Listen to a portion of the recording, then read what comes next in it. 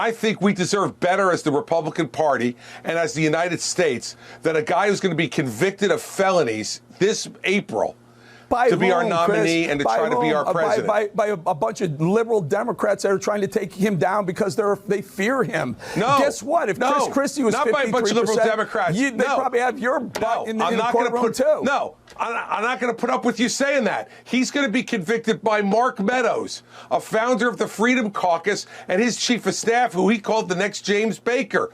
That guy is now testifying and will sit 20 feet away from Donald Trump in a courtroom, taking an oath and saying he committed crimes and he directed others to commit crimes, including me.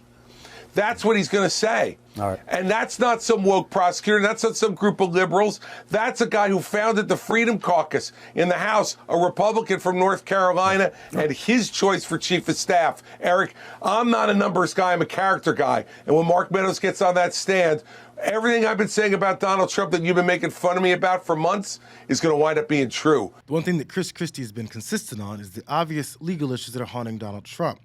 And some Republicans have ignored the fact that nearly every one of his allies have turned on him in order to save their own ass. So they claim that those dirty libs are taking him down, which makes absolutely no sense. Christie's argument is an easy one to make, so he took it to other networks too. I am the only candidate running against Donald Trump. Nikki Haley and Ron DeSantis seem to be running against each other for second place. Good for them. You cannot beat someone unless you run against them. And the only path to the Republican nomination for president is not around Donald Trump or next to Donald Trump. It is through Donald Trump. And the fact is, I'm the only person who's willing to do that. I'm the only person with the guts and the experience to be able to do it. And you and I both know why Donald Trump's not on that debate stage. It's because I am. And after I've qualified now for this debate, that means I'll be in every other debate from here forward. We're going to find each other at some point. And I'm going to hold him to account for the fact that he is not fit to be president of the United States. He is unfit by his own conduct.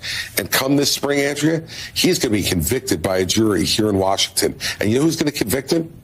Mark Meadows, who now has a cooperation agreement with the federal government. He's going to sit 20 feet from Donald Trump in a courtroom right down the street from where we are. And he's going to say Donald Trump committed crimes on his watch and that he lied starting on election night knowingly about the results of the election and instructed others, including Mark Meadows, to commit crimes to try to overturn the election. It's sad that Chris Christie and any other Republican that has decided to recognize reality and see that Jenna Ellis, Sidney Powell, Kenneth Chesebro, and Scott Hall have all spoken to authorities about how Trump led the charge to their own legal schemes against the country. And they're seen as liberals looking to take Trump down. It shows how deep the echo chamber is for MAGA, who only have moments of clarity that Trump is in deep trouble when someone like Chris Christie aggressively tells them the truth about the latest domino to fall, Mark Meadows.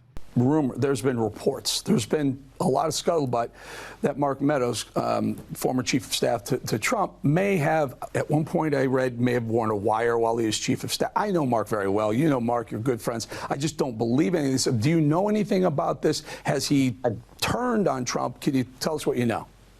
I don't, but I don't believe anything that gets written about from so many people in the mainstream press. I don't believe Mark would do that.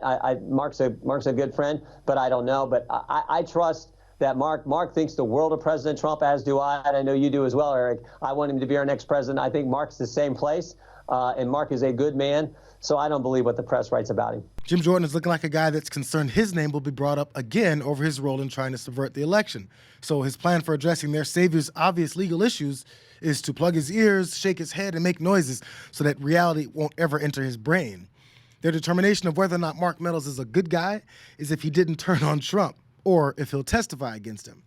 And these guys rail on criminals daily. Then they go on TV to openly defend a guy that's being shown to be a mobster-style criminal.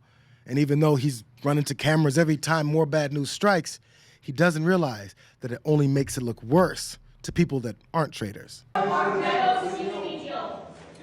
I don't believe that because I've spoken to Mark Meadows many, many times over the years, and he strongly believed the election was rigged.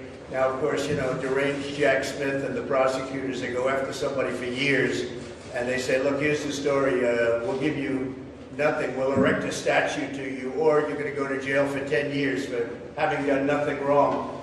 So, you know, a lot of people have to make that decision. Some people would never make that decision. Other people would. But Mark Meadows always felt it was rigged. The whole thing was rigged. It was rigged and it was stolen. And because it was rigged and stolen, our country's gone to hell.